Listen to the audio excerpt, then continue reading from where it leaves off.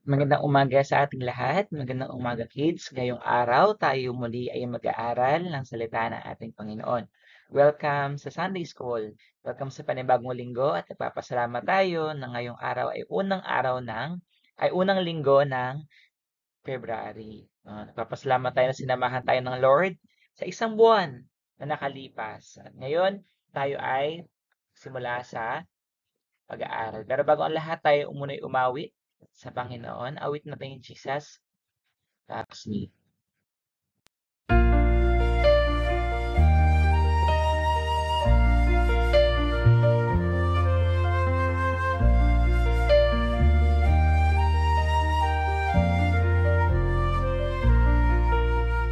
Jesus loves me, this I know, for the Bible tells me so.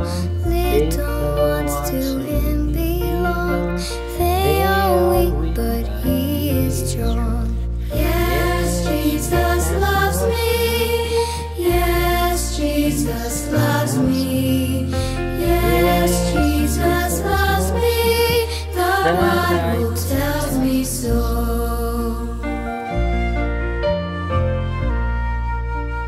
Jesus loves me, he will stay close beside me all the way.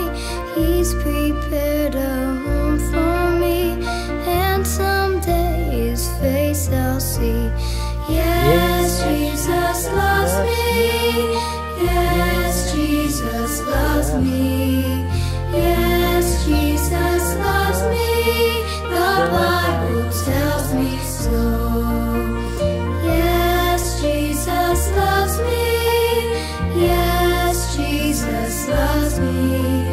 Yes, Jesus loves me. The Bible tells me so. The Bible tells me so.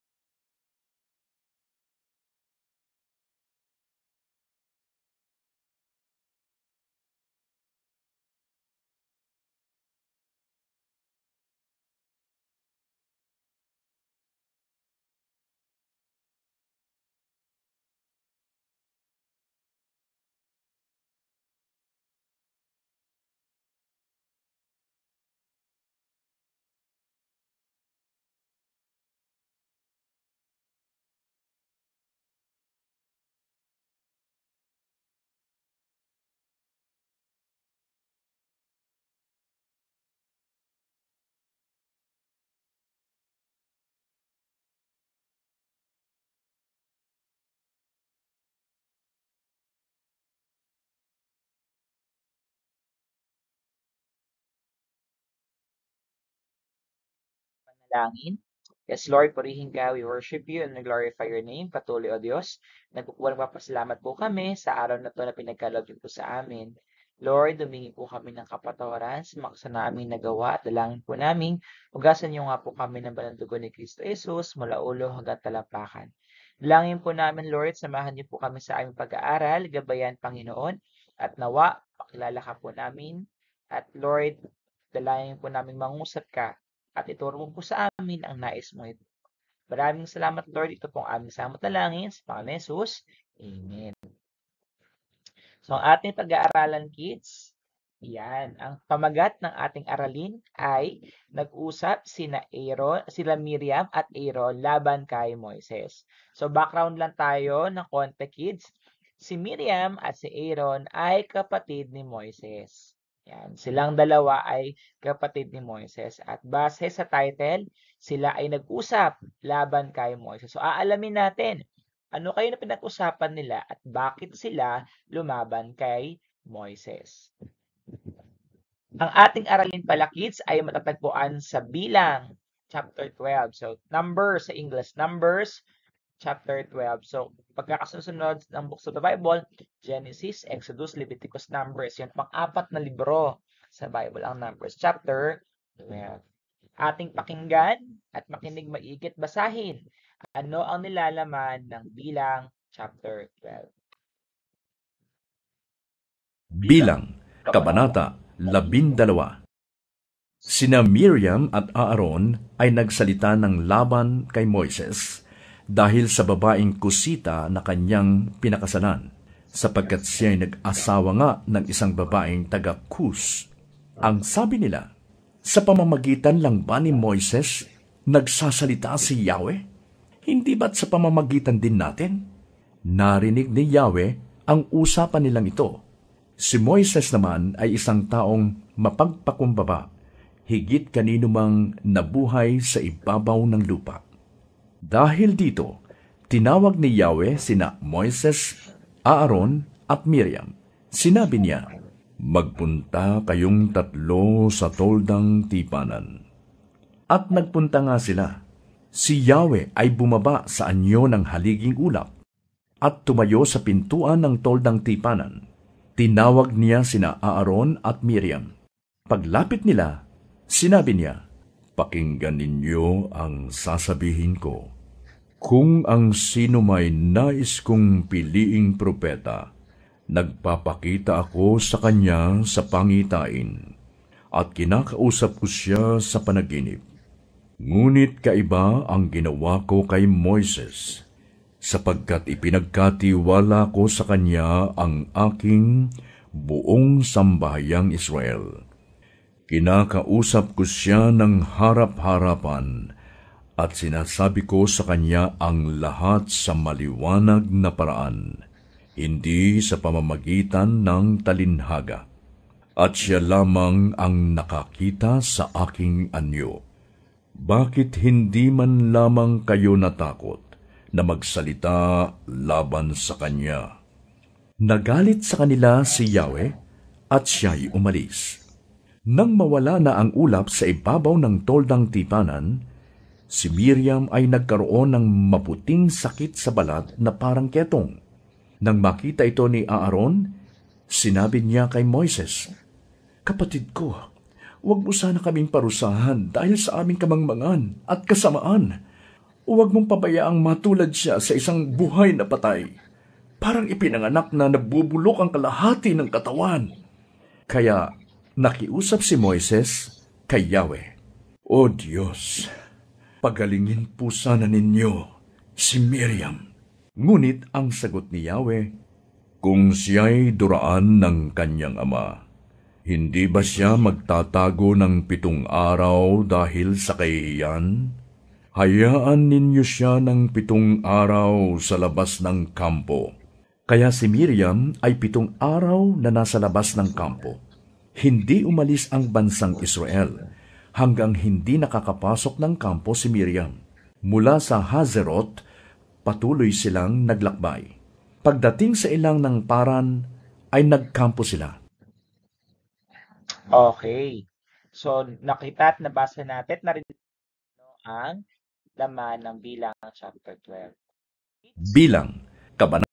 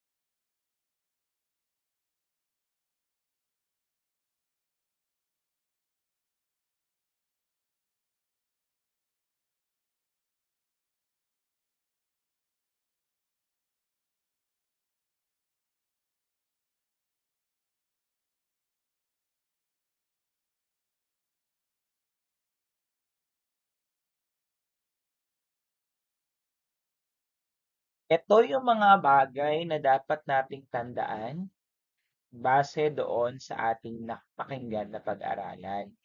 Nakita natin, kids, na una, hindi tayo dapat nag-uusap ng mga bagay na hindi maganda o chismis lamang patungkol sa ating mga leader. Nang nangyari kasi, kids, ang leader ng unang panahon na yon o ng panahon na yon ay si Moises. At ngayon, itong si Aaron at si Miriam ay nag-usap ng patalikod. Ibig sabihin, nag-usap sila at hindi maganda yung kanilang pinag-uusapan. At nakita nyo, ayaw ng Lord ng ganun. Hindi lang sa mga leader, kundi kapwa sa ating mga kaibigan, sa ating kapwa, kung sino man, churchmate, nanay, tatay, or kahit mga kaibigan, hindi dapat tayo nag-uusap ng hindi maganda laban o patungkol sa kanila. Pangalawa, huwag tayo dapat mainggit sa mga taong nilagay bilang leader. Ang nangyari kasi, kung napakinggan nyo at nakinig kayo maigi, nainggit yung dalawa kay Moises. Kasi bakit? Si Moises yung ginawang leader. Si Moises yung laging kinakausap ng Lord. Hindi na nakita na merong dahilan ng Panginoon kung bakit kay Moises siya nakikipag-usap. Kung ninyo nakita at napakinggan, sinabi na si Moises ay sobrang mapagkumbabang tao. At ang Lord gusto niya na saan? Makipag-usap sa mga humble o sa mga pagkumbabang tao.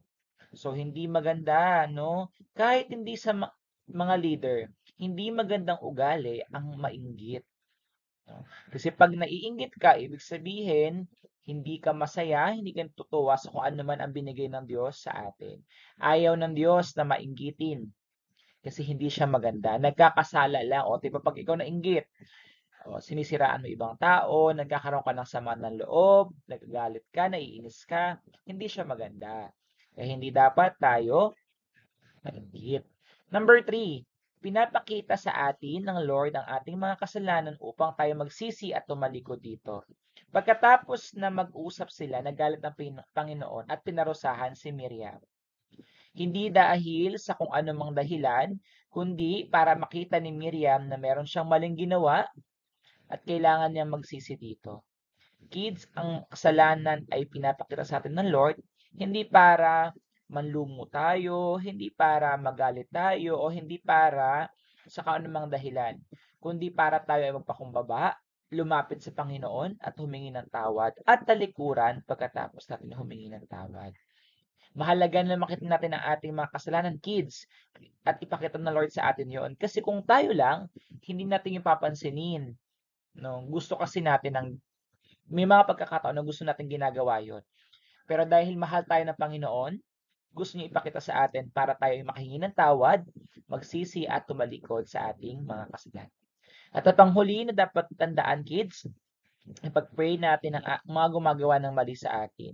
Nakita nyo, hindi pinagtanggol ni Moises yung sarili niya, hindi siya lumaban, hindi siya nagalit, hindi siya sumigaw, hindi sinabi na mali kayo, ako ang tama, walang ganon. Anong ginawa ni Moises? Pinag-pray niya yung kanyang mga kapatid. So pag may mga taong gumagawa sa atin ng mali, hindi dapat tayo gumaganti. Hindi natin dapat ginagawa kung ano man ginagawa nila. Ang tamang gawin, ipanalangin natin sila. Hayaan natin ang Diyos ang gumawa ng paraan kasi mas alam ng Diyos kung anong tama at anong mali para din hindi tayo magkasala. So kids, yun ang ating mga napag-aralan, yun ang kailangan tandaan, nawa natuto tayo ngayong umaga. Tayo ngayon ay magtapos sa panalangin.